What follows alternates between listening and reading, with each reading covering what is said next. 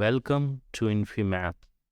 इस वीडियो में हम लोग गेट मैथमेटिकल साइंस 2000 में पूछा हुआ एक रोटेशन मैट्रिक्स का क्वेश्चन देखेंगे। तो यहाँ पर जो मैट्रिक्स दिया गया है cos theta minus sine theta cos theta, वो एक्चुअली एक प्लेन में किसी भी वेक्टर एक्स वाई को थीटा एंगल से रोटेट कर रहा है। और यहाँ पर जो एंगल रिस्ट्रिक्ट किया गया है वो है 0 से लेकर पाई, यानी एंगल की वैल्यू कहाँ से कहाँ होगी, यहाँ से लेकर यहाँ तक पॉसिबल है।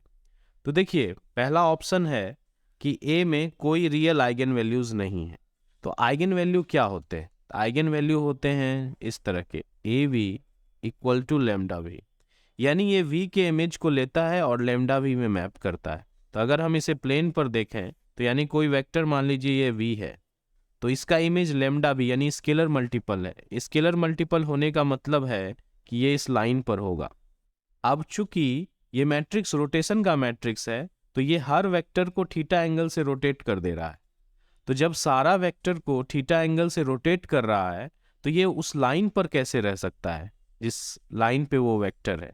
इसलिए इस मैट्रिक्स में कोई भी आइगन वैल्यू या आइगन वेक्टर नहीं मिलेगा फॉर 0 to पाई। अब 0 और पाई का केस इसलिए छोड़ दिया गया है क्योंकि अगर हम यहाँ 0 पुट करेंगे तो ये आइडेंटिटी मैट्रिक्स बन जाएगा और उस केस में सारे ही वेक्टर्स आइगन वेक्टर्स हो जाएंगे और आइगन वैल्यू हो जाएगा 1।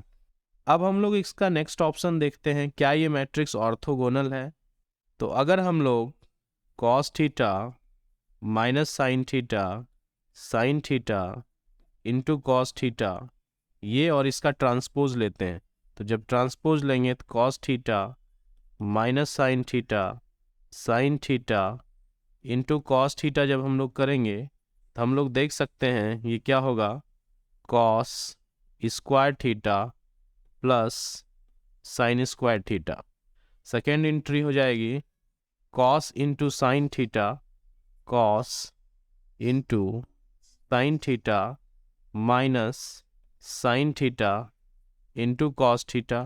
थर्ड एंट्री हो जाएगी sign theta into cos theta minus cos theta into sine theta.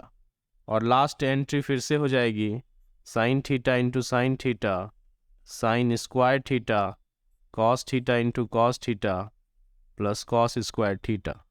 तो हम लोग देख सकते हैं कि ये टर्म दोनों कैंसिल हो जाते हैं और वो हो जाते हैं 0। और इसका फॉर्मूला हम लोग जानते हैं 9th क्लास से कि ये 1 होता है, इसलिए ये हो गया आइडेंटिटी मैट्रिक्स 1 0 0 1।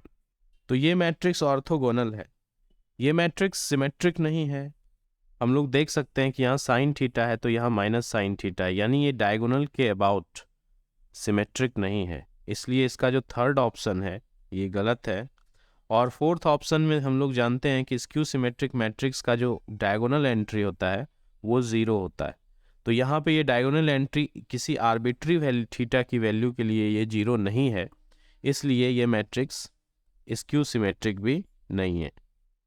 तो जो हमारा गिवन रोटेशन मैट्रिक्स है cos theta minus sine theta cos theta और 0 से पाई के बीच है, लेकिन 0 और पाई को छोड़कर है, तो इसमें कोई रियल आइगन वैल्यूज़ नहीं है। इसका मैं एक अल्टरनेटिव एक्सप्लेनेशन देना चाहूँगा और इसमें हम लोग क्या करेंगे, हम लोग इसका आइगन वैल्यूज़ फाइंड करेंगे।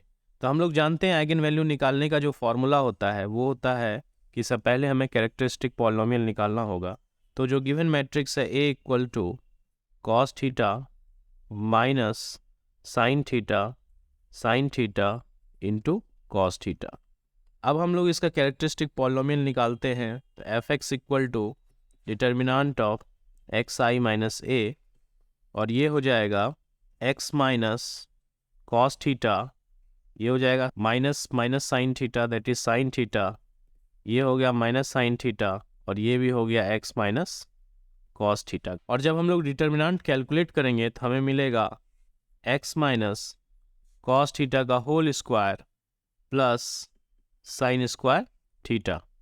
फर्स्ट पार्ट को एक्सपेंड करेंगे, X square minus 2 cos theta X plus cos square theta plus sine square theta, और ये दोनों मिलकर हो जाएंगे 1।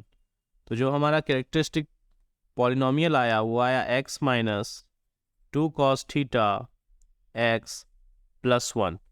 अब इसका आइगन वैल्यू कब मिलेगा? जब ये फैक्टराइज होगा। तो हम लोग जानते हैं क्वाड्रेटिक पॉलिनोमियल कब फैक्टराइज होता है? जब उसका discriminant greater than equal to 0 हो। तो निकालते हैं इसका डिस्क्रिमिनेंट। तो d इक्वल टू होता है b² माइनस 4ac। तो यहाँ पे b है की वैल्यू है 2 cos थीटा माइनस साइन के साथ स्क्वायर माइनस 4 टाइम्स, यहाँ a की वैल्यू है 1 और c की वैल्यू है 1। तो जब हम लोग कैलकुलेट करेंगे तो ये हो जाएगा 4 cos स्क्वायर थीटा माइनस 4। तो इसे हम लोग लिख सकते हैं 4 minus cos square theta minus 1। तो चूंकि cos थीटा का रेंज होता है -1 से लेकर 1, तो जब हम स्क्वायर करेंगे तो इसका रेंज हो जाएगा 0 से 1, क्योंकि निगेटिव तो होगा नहीं। तो ये स्ट्रिक्टली ग्रेटर देन 0 तो हो नहीं सकता है, ये बहुत होगा तो 0 हो सकता है। तो 0 कब होगा? तो 0 तब होगा जब cos square theta equal to 1 हो जाए। This implies that cos theta equal to +-1 हो जाए, और this implies that cos theta कब +-1 होता है? तो यूनिट सर्कल पे हम लोग देखते हैं। तो cos थीटा कब 1 होता है? तो cos थीटा 1 होता है 0 पर और -1 होता है पाई पर। तो इसकी सारी वैल्यूज जो है, लेकिन 0 और पाई को इसमें शामिल नहीं किया गया है। थीटा इक्वल्स टू n पाई, लेकिन यहाँ 0 और पाई दोनों को छोड़ दिया गया है, इसलिए कोई भी रियल आइगन वैल्यूज इस केस में हमें नहीं मिलेगा। Thank you very much.